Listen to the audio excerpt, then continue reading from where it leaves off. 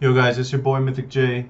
Before I publish my next edition of the tier list, I wanted to make a short video kind of explaining the point of the tier list.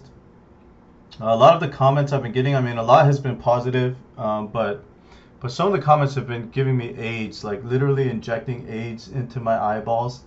I realized it was a problem when people in my own guild, which is like a top 10 guild, were kind of spouting some of the same nonsense. So I want to like quickly give a overview of what I'm trying to do with this list. So as you know, I'm compositing a lot of data from all of the different top players in the game.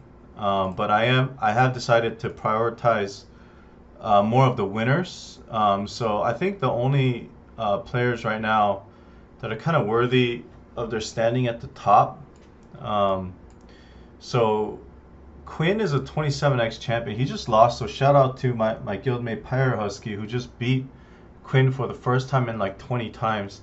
One thing I had noticed about Quinn was he was running a lot of like suboptimal parts of his roster, such as Amaterasu not having IW 600, which she still doesn't have, which really makes no sense for his whale level. And I assume he was trolling or something, but maybe he's just not like building his stuff properly. Lorak, on the other hand, who's also won like 10 in a row, has everything perfectly optimized, including whaling on like extra divinities. He's always updating to the latest lineups, and building basically everything perfectly. I would say he's pretty clearly the best player in the game when you factor in like spending.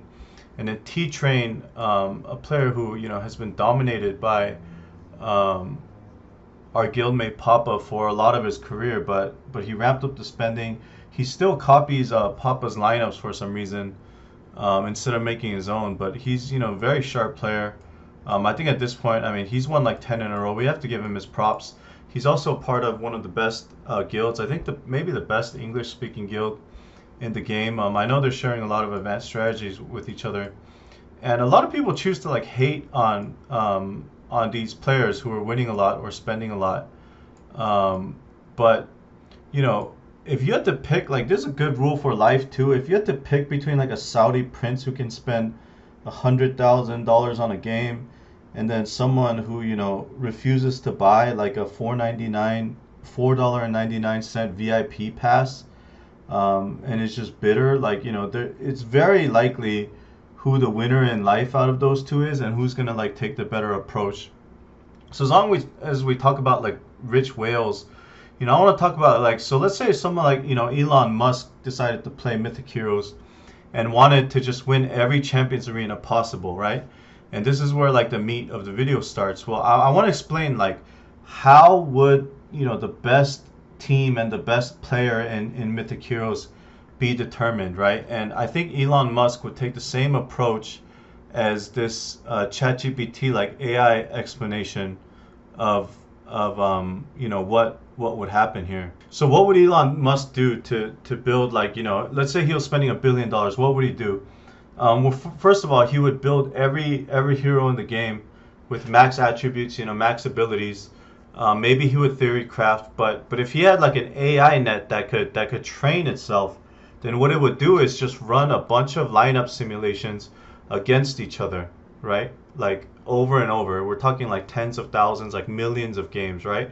So it talks about this where like reinforcement learning and then self play. I mean, these are fancy words. I'm not like breaking down into nitty gritty. I'm not an out uh, uh, a game AI expert or a game theory expert, but I have like a superficial understanding of it.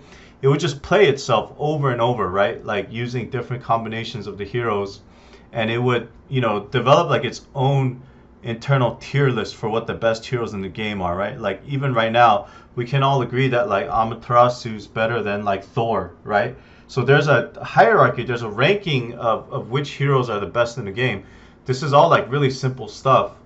And then as the heroes, keep playing against each other, it'll form like an equilibrium of the best heroes to use, right? Because certain heroes might counter each other, but based on the proper representation, like maybe an overpowered hero like Amaterasu's in every lineup no matter what, but it would just keep playing itself and building like the best set of lineups against each other. And in a game like this, that's not perfectly balanced and not perfectly symmetrical, there would be a perfect lineup of 15 heroes, 20 heroes, 25 heroes that would be determined by this. And those would be the best heroes in the game. Those would be the highest ranked heroes in the game.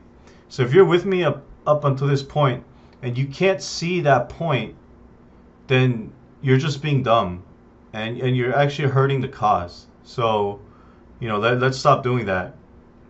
Now, my method is imperfect, right? The problem with this game is every hero is so expensive to build. No one has them built all the way up. No one can test them against each other.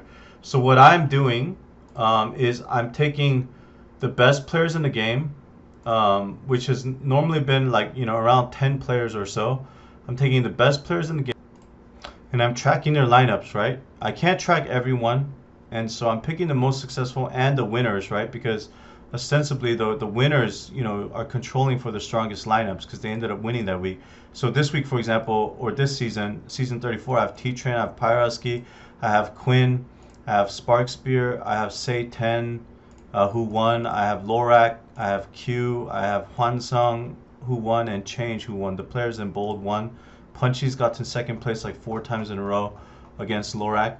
I might, I'm considering at this point removing Sparkspear and Quinn type players from the rankings. I might only leave Lorak in because, I don't really trust their lineups fully. But this is 10 of the best, players in the game, and I'm just tracking how their lineups are evolving and how the winners' lineups are evolving.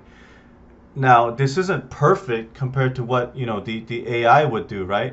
But, surely everyone can agree that this is the best, like, we have, like this is the, at least this is a starting point of what, strong players in the game are doing and seeing how it influences your roster. If you can't really see the merit of this, then you're just dumb. Like, I'm sorry to put it that way, but you're just dumb, and I'm sorry that you were born that way. So yeah, hopefully you understand what's going on here. And then another thing that I hear being said a lot is that, like, people are so hung up over their precious, like, PVE versus PvP and stuff. And I'm really here to tell you that, like, none of that really matters. So let me show you, why that doesn't matter. Okay, so first of all, I mean, I'm a heavy spender, but I focused on only the PvP heroes in my list. Only the PvP heroes on my list. And I've cleared Hades Hell, right? I've cleared the Divine Chronicles. These are all PvE modes, right? I've cleared most of the Divine Chronicles. So for 2 of the major PvE modes, it's irrelevant because I built only according to my tier list and I cleared the modes, right? Another thing you'll find with like something like Hades Hell is the map scales stronger than you can build your heroes sometimes. Like you literally can't start the level, right? This is what we call scaling. So it's like the actual power of your heroes is irrelevant. So at this current stage that I'm stuck on at 4315, if you look at the power of my roster versus the enemy's roster, there's oftentimes, I'm not saying this is the case here, maybe I can break it if I spend more effort, but sometimes there's like no combination of heroes that you can run to beat a map. You just need to wait and scale more. And once you hit like a certain scaling point, like let's say hypothetically I have 48,000 power or like 54,000 or 60,000 power, nothing you have matters. Like, it doesn't really matter. Any list of heroes will get the job done. Plus, if you look at the results, I mean, first of all, they actually only added this recently. Yeah, like you can get a few of the rewards faster. I mean, it requires you to spend money, but nothing really that relevant. Like, the only thing that matters in this group of prizes is the crystals and the essences, which ironically you need for PvP anyways. PvP is all that matters. So the point is, like, none of this PvE tier list bullshit, like, none of it matters in the game because of the way that the stage scaling works.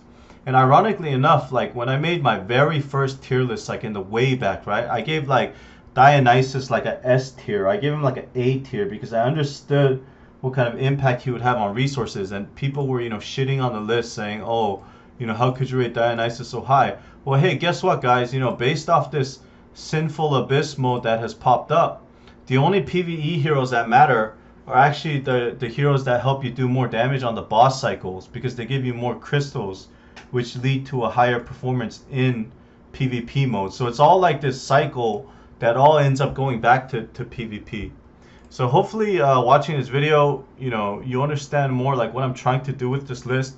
I'm not trying to say like all of the best players in the game are gods, or like they're the best players in the game, or that they're the best pound for pound. I'm just saying like studying their resources, studying the way their lineups are evolving is like the best we've got right now. There's literally nothing more I can do to try and get better rosters, because these are the highest spenders in the game, and they have the most access to. Like, did I want to take Papa out of my tier list when he's won the most champions at the lowest level of spending? Absolutely not. I didn't want to do that, but I had to, because he couldn't rotate his lineups as efficiently as all of the other players. Like his lineups are slower to evolve because he has to actually build them without wailing in like everyone else. So hopefully you understand what I'm trying to do here, and hopefully you guys can stop giving me AIDS. Thanks for watching, guys.